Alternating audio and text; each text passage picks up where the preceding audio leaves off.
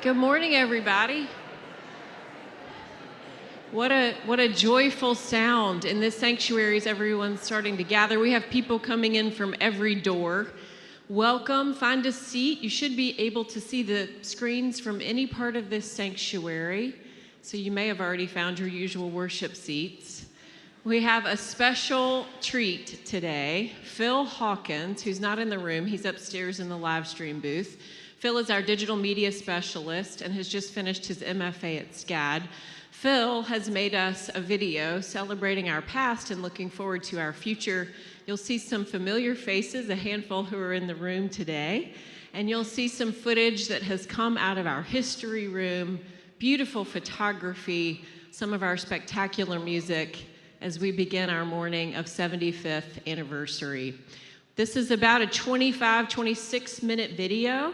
So if you need a break before worship, know that you're going to have a chance. And Kevin, are we ready? Yes? All right, let's enjoy it together.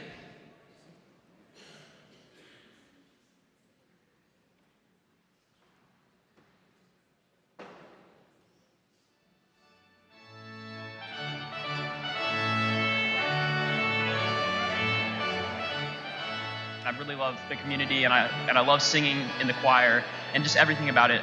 I am thankful for the youth, like just community, and for choir. I'm thankful about the people I can meet.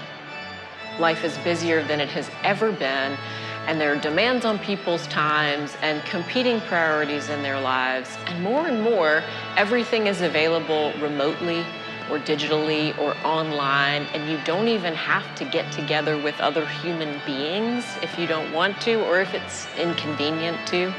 So one of the first things that I give thanks for about this congregation is that it was built on community.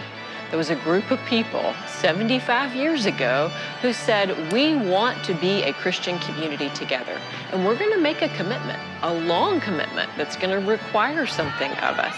And we're going to gather to worship, to learn, and then we're going to invite other people to come join us to worship and learn.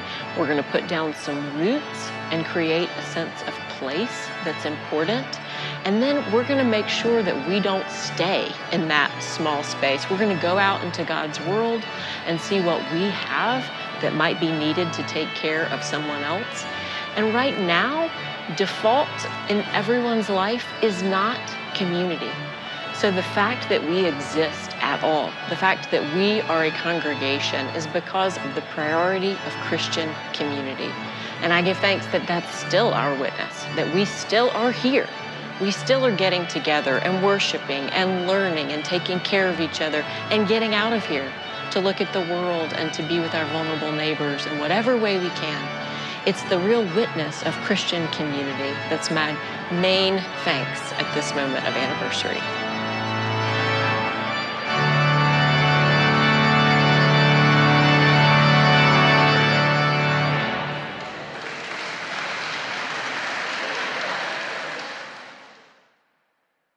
Atlanta in the late 1940s. Like the rest of the United States, post-World War II Atlanta was booming economically, and the city was expanding toward the north.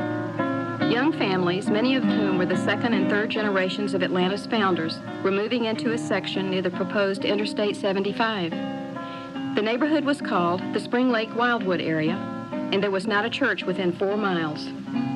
A group of neighbors, some Presbyterians, others were Baptist, Methodist, Catholics, and a Jewish family, felt that this neighborhood ought to have a church. In 1948, Dr. Franklin Talmadge, who was Secretary of Church Extension for the Atlanta Presbytery, met with members of the Spring Lake Wildwood Civic Club.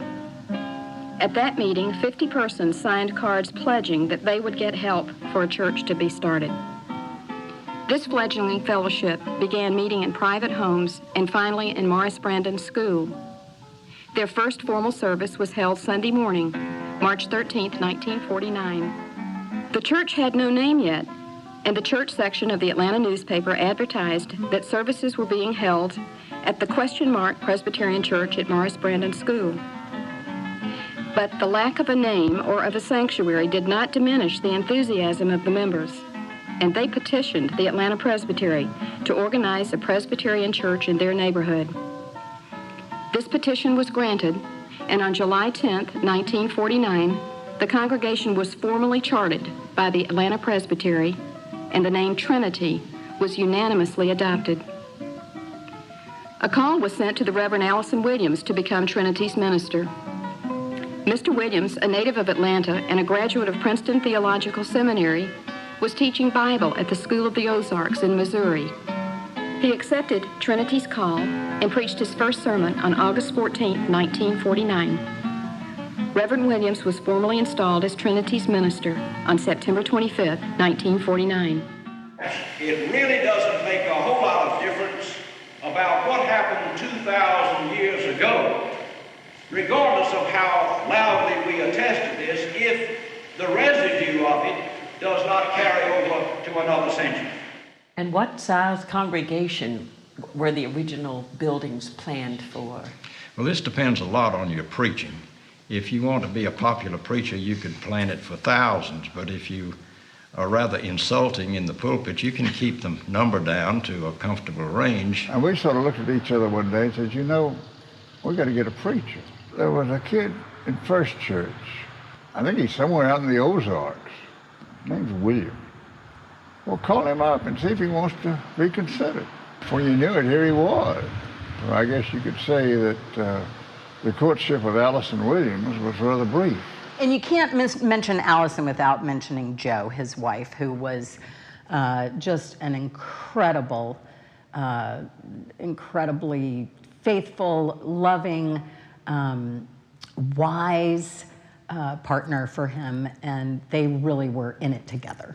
Joe, do you remember much about what Allison said to you when he was telling you, would you marry him and come be a part of this church? Be honest about that one now. I'm sorry, I don't remember. I remember one thing, she said she could care less whether I came to a church. Were you, you don't remember whether you were surprised when or it met your expectations? No, this was before we were married and after I had finished Agnes Scott. And we came by this property, and Allison said, they have called me to come and start a church here. What do you think about this? Well, it's fine with me because I won't be involved in it. So you may, that's fine. Whatever. So I was really surprised when I ended up here. And that was about a year later. Yeah, I think, Trinity has never been afraid to be on the cutting edge of issues that are facing the world and letting their faith guide their response to those issues. And that was, again, in the DNA, Allison and the civil rights movement, and him just being really on the leading edge of that and collaborating with people of other faiths and other traditions and for the common good. That was, again, that's really in the DNA of this place. So they asked me what name I would like for the church, how many elders I would want, who I wanted for the elders. There was a kind of questions that no other minister has ever had the privilege of answering that way because it had no history. It was just, we had a seminary student who would meet with a handful of people who were interested in starting a church with. So Trinity, in many ways, reflected a new spirit of try the new idea. We adopted Sunday school literature, for example, of the Northern Presbyterian Church, which was something you just didn't do back in those days because it was better than the old Southern Presbyterian Church thing. We were the first church to, Presbyterian church, to ordain women as ordained officers. As soon as the Assembly approved that, Trinity Church was one of the first to ordain women as and to have an important place for young people. We elected elders, 2 elders each year, who represented the senior class in high school of elders to the session. Well, that just wasn't done in the Presbyterian Church. You could do it, legally, but you had to figure a loophole way to do it. And so we began to look at the Northern Church's stuff and thought it was better, more professionally prepared. So we adopted it. As far as I know, it has continued. Trinity was just a sort of social pioneer. And the times were right for it. The neighborhood was right. And there are many things that I'm grateful for, but chief among them is the church's respect for the minds of the members. There was never any effort to make everybody think alike or to act alike. Children and youth, and when I first went, by the way, there were no youth because the congregation was very young. We had to wait for some of the children to grow up. But as the years progressed, children, youth, and adults were encouraged to think for themselves. Allison Williams' sermons always required us to think thoughtfully. People said his sermons were thoughtful. Some of them just said they were too difficult to understand. But I think they required us to think and to think about new ideas. If anyone has the world's goods, and surely each of us here has the world's goods, and sees his brother in need, yet closes his heart against him, how does God's love abide in him? Or could we say, how can there possibly be anything to this notion of resurrection? And things are far more complex and sophisticated than they were in Nazareth and in Bethlehem 2,000 years ago. It is very difficult to deal realistically with the problem of justice and how this is meted out in today's world. There are so many sides, so many conflicting points of view, but it is our place to deal with that conflict and to insist on a spirit of justice in the society of which we are part, and not to withdraw from this and say that this really does not concern us. Or the matter of the environment in which we live, the poisoning of our food, the poisoning of our atmosphere, simply in order to produce more and more goods to raise larger and larger profits. At some point, there has got to be some voice raised that the quality of life must be restored. During Trinity's 40 years, the most single important community issue has been race. First, desegregation, and then the shifting of political power from the white community to the black community. We sponsored Trinity School, which offered an alternative to Atlanta's segregationist policy. Trinity members have been consistently in the forefront of efforts to break down racial barriers. Trinity School is now an independent entity, and the church and school maintain a close and cordial relationship. In fact, the school honored Allison by naming this building the Allison F. Williams Student Activity Center.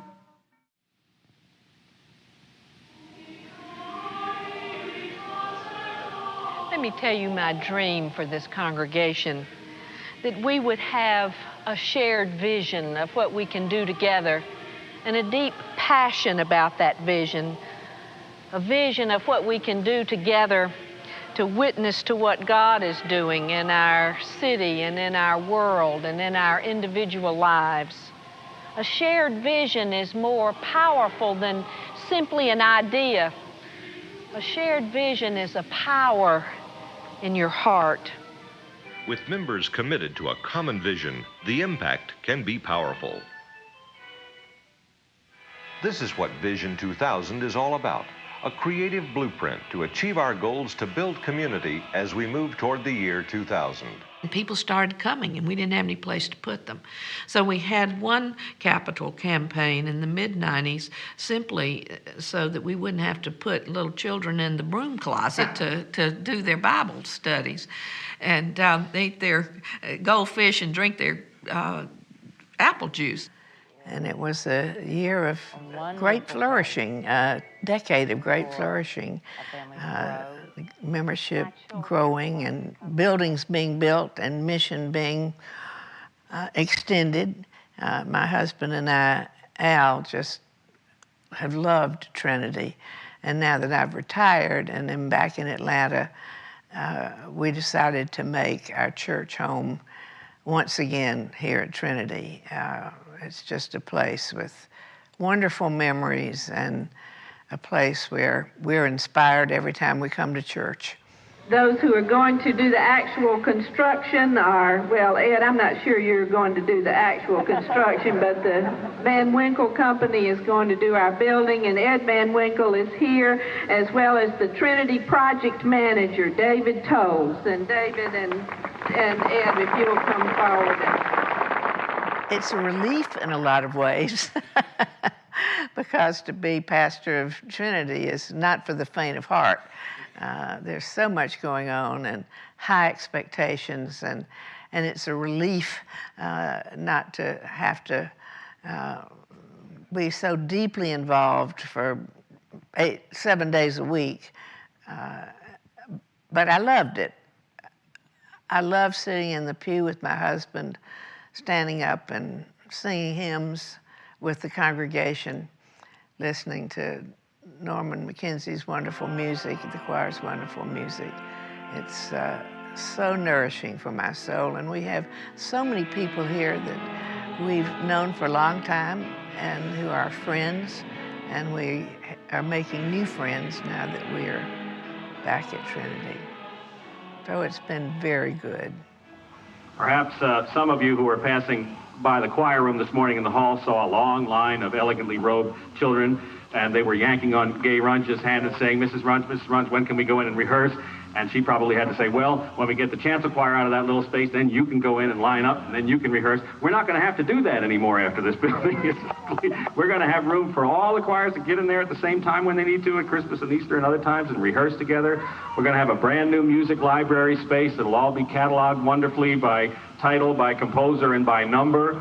And Bob O'Brien, the librarian for the Atlanta Symphony, has offered to help us set that thing up, and we're very grateful to him. We're going to have room for our bell choir to store all their stuff and rehearse in there whenever they need to. We're going to have a marvelous new acoustic space. We can have little groups perform in there. It won't only be a rehearsal space, it'll also be a performance space. And that, along with the newly remodeled chancel that we've been enjoying for 2 or 3 months now, is just going to enhance our music and worship ministry in ways that we can't even imagine for the next 50 years and move us right into the 21st century. So lots of people, including your director of music, are very, very excited today, and we say onward with the construction, and we can hardly wait. And thanks to everyone.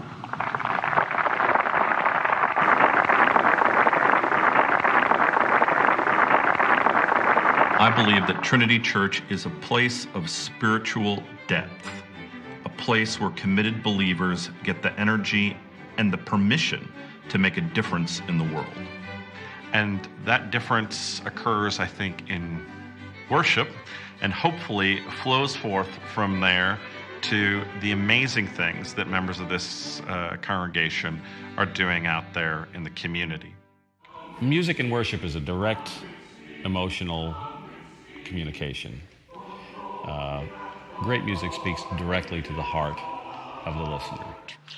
You promised me on a stack of Bibles that this entire tape will be destroyed the minute you make that video. I'm sure it will be. I think historically the church has been a bastion for that kind of education. It's been a bastion for sacred art. Some of the great artistic works and buildings and architecture and music in Western history comes from the church. And Trinity seemed to be a church that really valued that sort of philosophy and wanted to continue it into the next century. And I wanted to get right on board with that.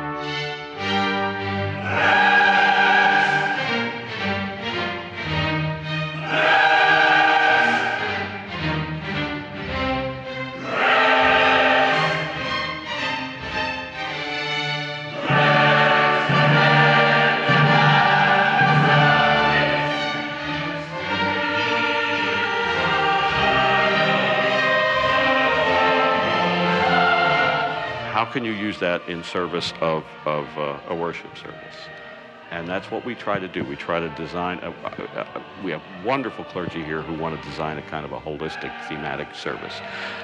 From the readings to the prayers, to the hymns, to the sung responses, to the anthem.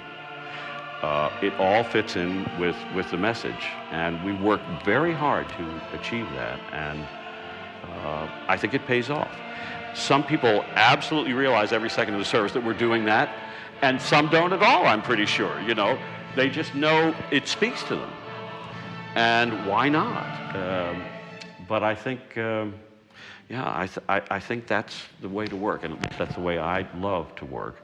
And that's the way our folks who are involved in this program love to work. And that's a way they give and contribute to their church and to their faith community. And that's the way their children learn to sing their faith at a very early age and carry it right up. I mean, what could be more important than that in a music program for a church?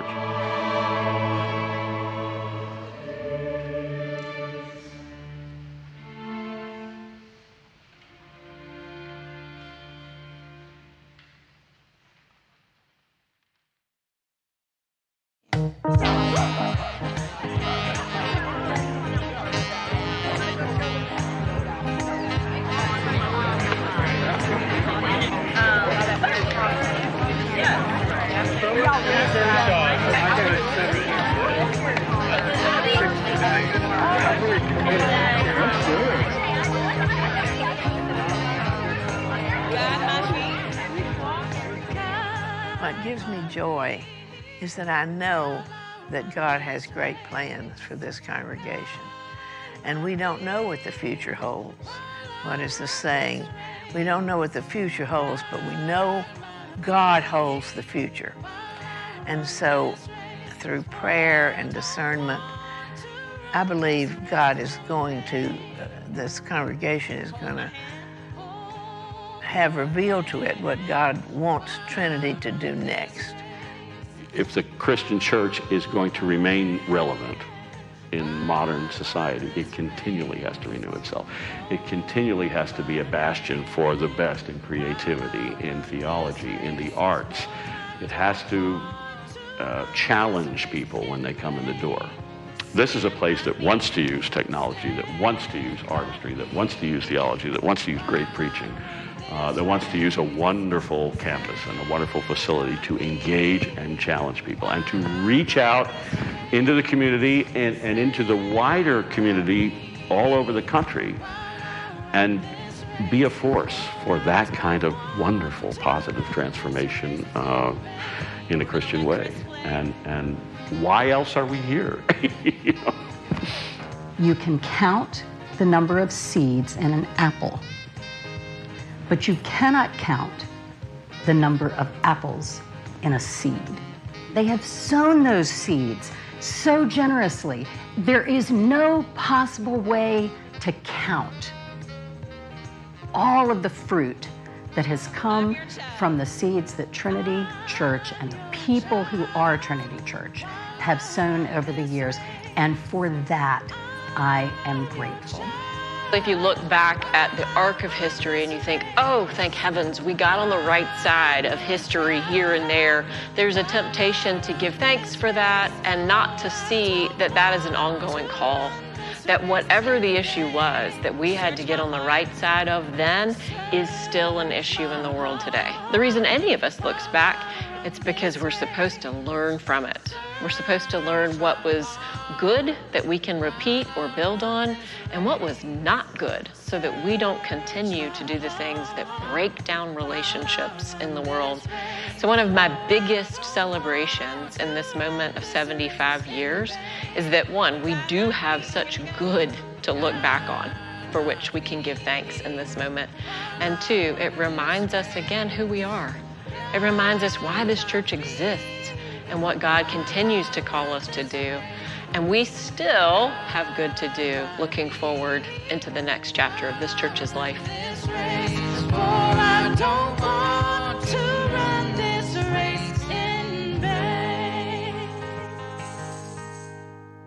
Y'all came to sing this morning.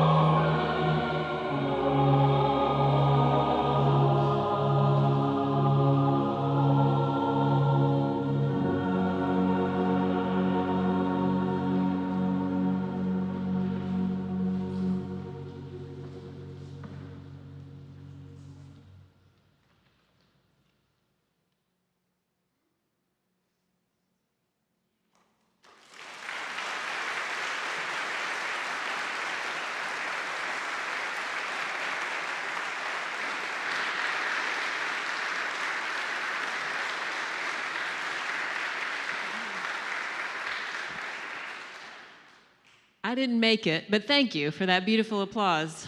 I see many of you crying because we're so blessed. Amen? What a wonderful way to start a day of celebration, an anniversary, a reminder of where we have been together, a reminder of where we are still called to go. When you see Phil, give him your thanks, because this is, do you agree this is a spectacular piece of work? And I know that some of you will want to watch it again or send it to your friends, or you know people who aren't here. So we will send it out and it will live on our website so that we can keep enjoying it into the future. We'll take just about a 10-15 minute break right now, so you have time to go get a cup of coffee. At 5 Points, use the restroom. Miss Elizabeth is going to go to the gym if we have any kids who need to do a quick runaround before worship. There's just enough time. Our prelude is going to be slightly longer than usual today because this is a special day of celebration.